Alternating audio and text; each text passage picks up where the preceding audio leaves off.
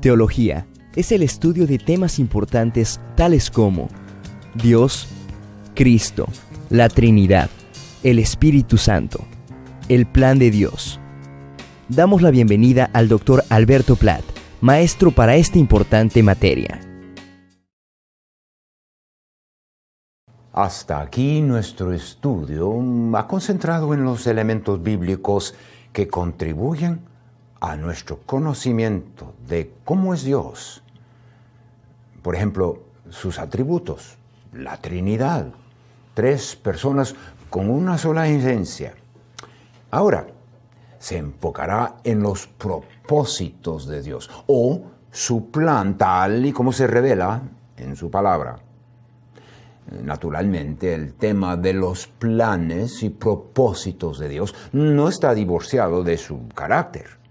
Más bien, su plan refleja todo lo que Él es y todas sus perfecciones. No ha de sorprender a aquel que acepta a Dios, el Dios de la Biblia, tal y como Él es y como Él se revela en su palabra, que semejante Dios tiene un plan. Permíteme citar una serie de versículos de la versión Reina Valera actualizada que enfatizan ese punto. Acordaos de las cosas del pasado que son desde la antigüedad, porque yo soy Dios, no hay otro. Yo soy Dios y no hay nadie semejante a mí. Yo anuncio el porvenir desde el principio y desde la antigüedad lo que aún no ha sido hecho. Digo, mi plan se realizará y haré todo lo que quiero.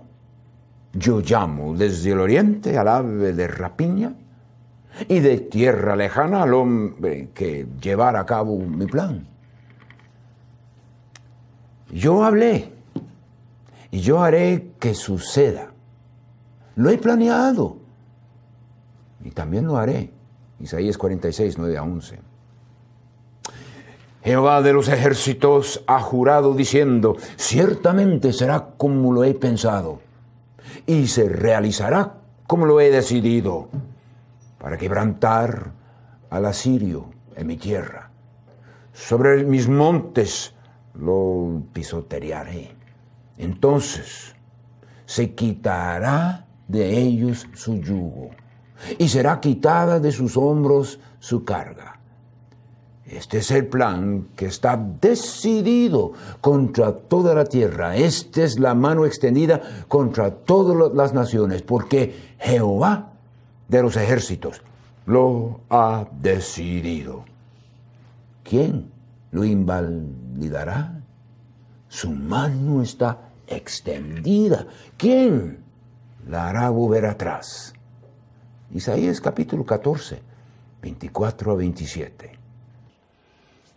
Y ahora del Nuevo Testamento, Él nos ha dado a conocer el misterio de su voluntad, según el beneplácito que se propuso en Cristo, a manera de plan para el cumplimiento de los tiempos, que en Cristo sean reunidas bajo una cabeza todas las cosas, tanto las que están en los cielos como las que están en la tierra. En Él también recibimos herencia, habiendo sido predestinados según el propósito de aquel que realiza todas las cosas conforme al consejo de su voluntad. Efesios 1, 9, 11. No me considero obligado a pedir perdón por haber tomado el tiempo y el espacio de citar tantos versículos en cuanto a los propósitos y los planes de Dios.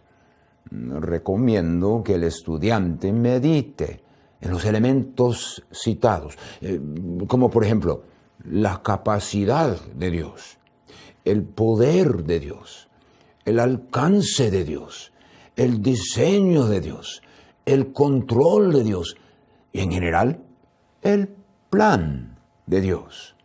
En cambio, sí me veo obligado a reiterar que todo lo que Dios hace es el reflejo de todo lo que Él es.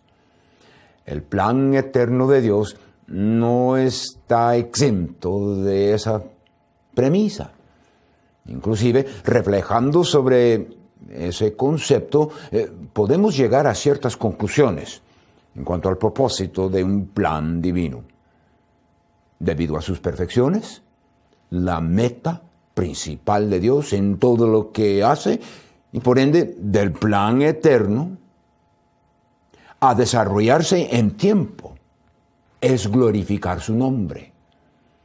Lejos del egocentrismo humano que tiende a pensar que el propósito principal de Dios, es decir, su meta primordial, es el bien del hombre. Sus conceptos presentados en la Biblia, y a ella nos acudimos. Los cielos cuentan la gloria de Dios y el firmamento anuncia la obra de sus manos. Salmo 19:1. Luego, con referencia a la purificación de Israel, Jehová declaró: por mí, por amor de mí mismo, yo lo haré, para que no sea amancillado mi nombre. Y mi honra no la daré a otro. Isaías 48:11. Y en el Nuevo Testamento es San Pablo que afirma que el creyente había sido escogido para la alabanza de la gloria de la gracia de Dios. Efesios 1:6. En Apocalipsis 4:11, los 24 ancianos echan sus coronas delante del trono, diciendo: Señor, digno eres de recibir la gloria y la honra y el poder. En conclusión, el fin de todo es la gloria de Dios. Y el plan eterno del Dios eterno está construido con ese fin en mente. Todos los detalles de la historia pasada, como todos los eventos contemporáneos y del porvenir, están calculados para lograr ese gran propósito de la glorificación de su nombre. No hay detalle que no hace su contribución a ese fin. Empezando por donde la Biblia misma empieza, es obvio que la creación, el principio del mundo y la vida en ese planeta representa la primera manifestación en tiempo del plan eterno de Dios.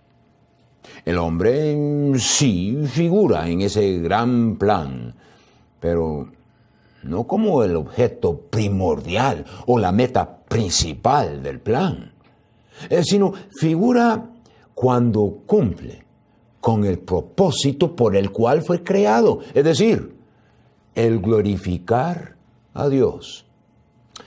Aquel primer hombre en Edén estaba dotado de la capacidad de vivir o de acuerdo a lo dicho por Dios o de vivir de otro modo.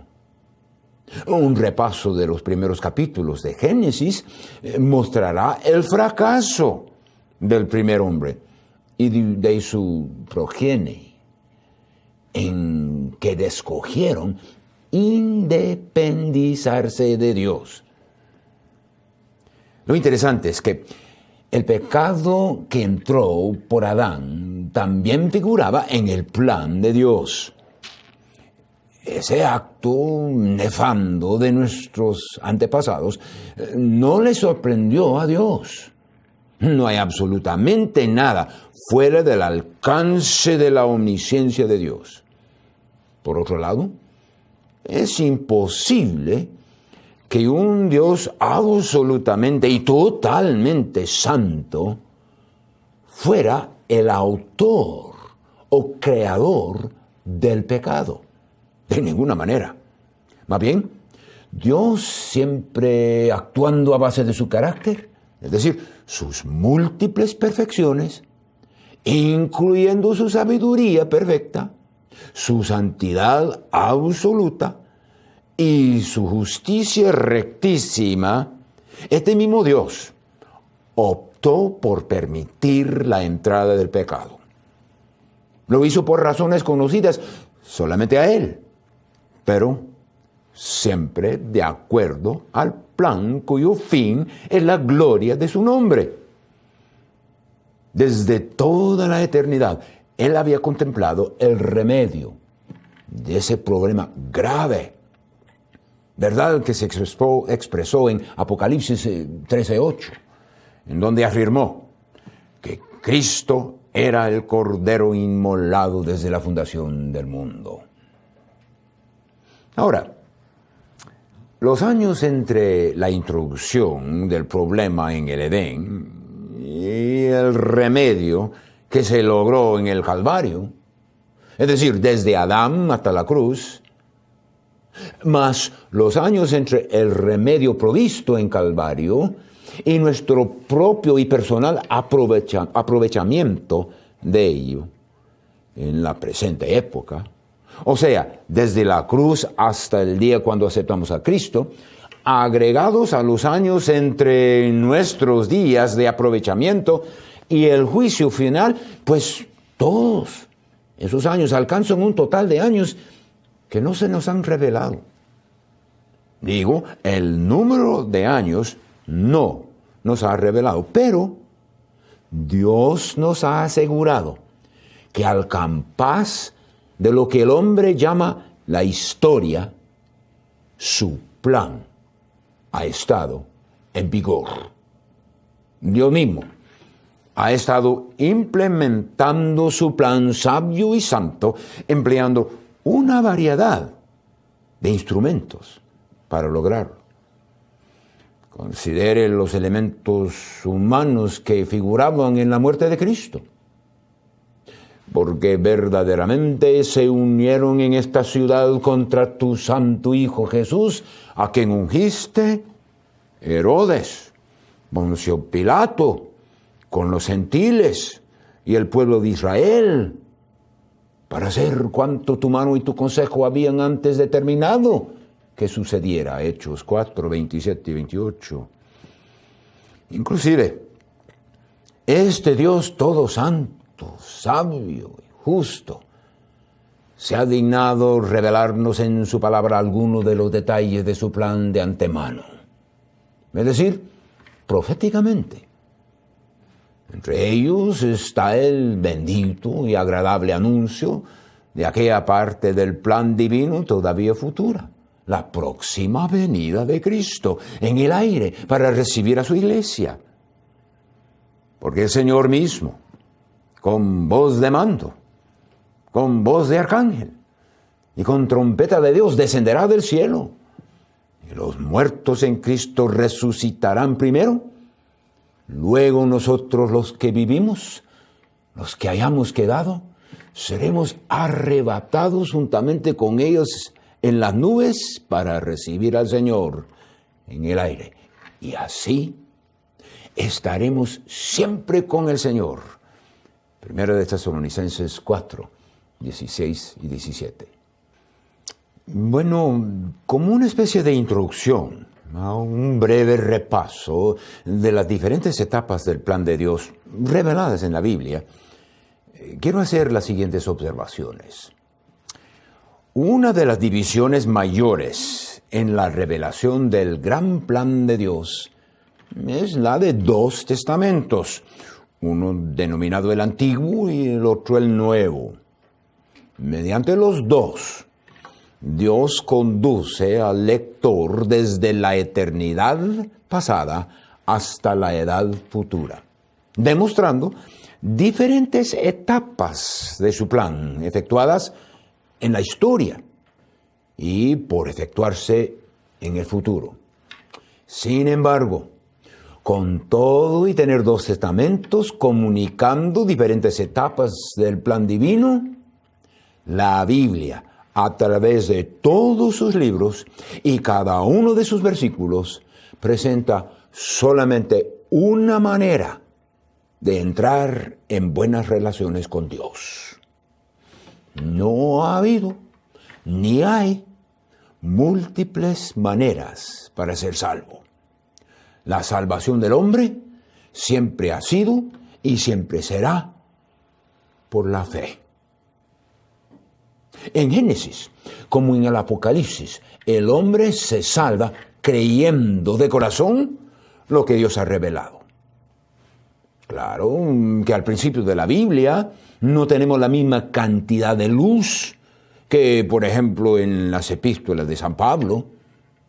Sin embargo, aquellos que vivieron en tiempos antiguos disfrutaron de una comunicación de parte de Dios. Para estar en buenas relaciones con ese Dios que se revelaba a ellos, los hombres tenían que aceptar lo que Él dijo. Tenían que creer. La única condición por obtener la salvación siempre ha sido la fe. Veremos en una lección futura que la base por medio de la cual Dios ha podido ofrecerla y todavía ofrece el perdón del pecado en cualquier edad es el sacrificio de Cristo en la cruz. Los santos del Antiguo Testamento fueron salvos anticipando esa muerte, aunque no sabían ni sus detalles. Aceptaron por fe o creyeron lo que Dios les había dicho. A través de las diferentes etapas de la implementación del plan divino, Dios demostró varias maneras de tratar al hombre con relación a esa salvación única. Expresado en otras palabras, Dios había diseñado diferentes maneras de administrar su plan progresivo para lograr sus propósitos en la historia. Cada una de estas etapas del plan se caracterizó por ciertos elementos esenciales. Por ejemplo, cada etapa manifestó un factor especial en la administración de Dios. Cada etapa también presentaba una responsabilidad al hombre. La obediencia al principio de aquella administración divina. Tristemente, cada etapa terminó con el hombre fracasando en la prueba. Cada etapa se caracterizó por una nueva comunicación de Dios, o sea, de algo que no se había comunicado antes. El período edénico. Dios creó al primer hombre maduro, capaz y con una inclinación favorable hacia las cosas de Dios. Además, le colocó a aquel primer hombre en el jardín de Edén, un ambiente ideal para una vida responsable y feliz. A ese fin, le proveyó de una ayuda idónea. La responsabilidad de obedecer a Dios era lo que le puso a prueba al primer hombre. Su desobediencia causó el fracaso que introdujo el pecado en la raza, lo que en sí trajo consecuencias literalmente funestas. Bajo el juicio de Dios, la primera pareja fue expulsada del jardín y peor, sufrieron la muerte, la espiritual de inmediato. Y empezó el reloj a contar las horas hasta la muerte física. Así terminó el período edénico, período que algunos denominan el período de la inocencia. Número 2, el período antediluviano. Por decisión propia, el hombre había perdido su inclinación favorable hacia Dios. Y a defecto de ello, vivía en el conocimiento del bien y del mal. Génesis 3:5. En otras palabras, la conciencia del hombre llegó a ser el factor controlador de esta segunda etapa del gran plan de Dios. Además, el período se conoce por la obra del Espíritu Santo contendiendo con el hombre, Génesis 6:3. Dios responsabilizó al hombre a obedecerle empleando su conciencia. El asesino, Caín, ejemplificaba el fracaso del hombre en ese período. Y la cultura que creció en su derredor se caracterizaba por la poligamía, la violencia. Y vio Jehová que la maldad de los hombres era mucho en la tierra, y que todo designio de los pensamientos del corazón de ellos era de continuo y solamente el mal. Tan poco tiempo después del pecado de Adán, y tan horrendas las consecuencias. Con razón, que hubo necesidad del juicio de Dios, juicio que se efectuó mediante el diluvio universal. El tercer periodo, el periodo postdiluviano. Obviamente este periodo ofreció un nuevo principio, nuevo en que Dios no perdonó al mundo antiguo, sino que guardó a Noé, pregonero de justicia, con otras 7 personas, trayendo el diluvio sobre el mundo de los impíos. Segunda de Pedro 2:5. En el período anterior, el hombre había fallado la prueba de la conciencia. En el período postdiluviano, Dios instituyó todavía otro factor que llegó a ser la prueba: el gobierno humano.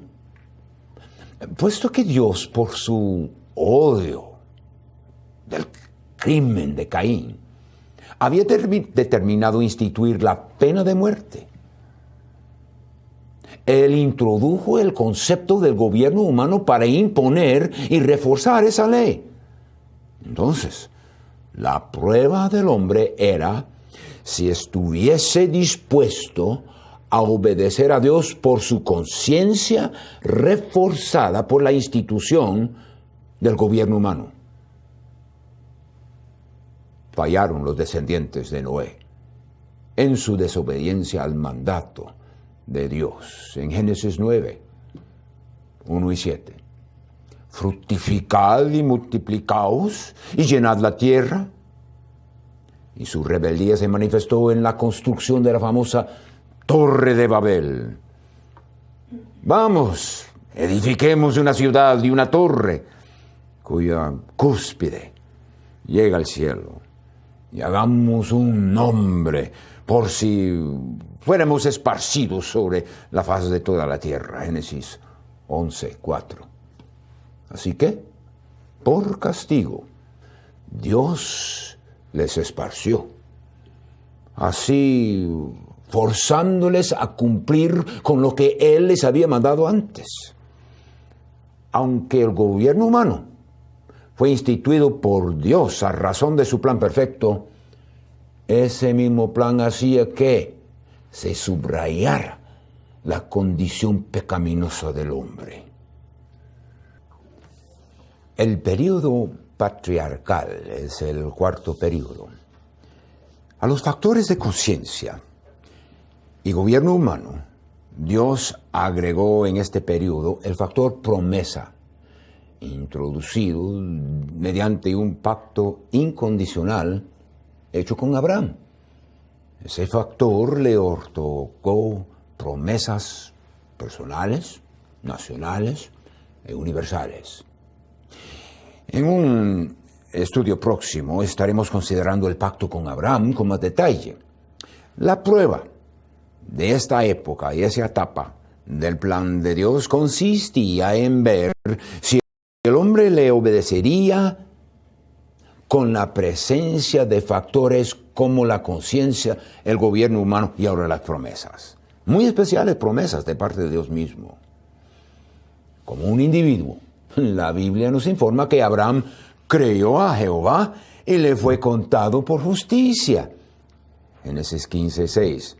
Pero su propio y personal fracaso de desobediencia y el de sus descendientes resultaron en la esclavitud judaica en Egipto. Es más, todavía vive el pueblo judío con las consecuencias horrorosas de esa desobediencia, vistas a diario en el Medio Oriente y a través del mundo. El quinto período, el período de la ley mosaica. En el monte de Sinaí, Dios propuso todavía otro factor en la administración continua de su plan, agregando a la conciencia, el gobierno humano y las promesas, algo que afectó la vida moral, civil y ceremonial del pueblo de Israel. El factor ley. La salvación del hombre individual seguía siendo por la fe, y la ley no sustituyó ese principio.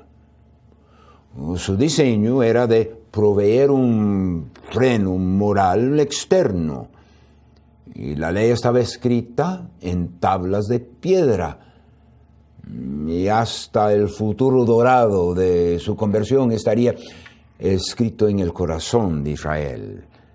Daré mi ley en su mente y la escribiré en su corazón. Jeremías 31:33. Sin embargo, este quinto período se caracterizaba por la desobediencia continua del pueblo de Israel.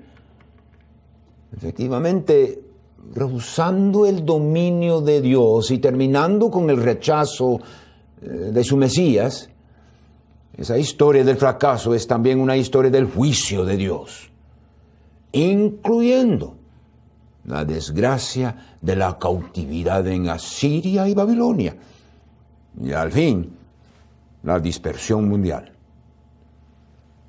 Esta etapa del plan de Dios duró desde Moisés hasta la muerte de Cristo en la cruz del Calvario.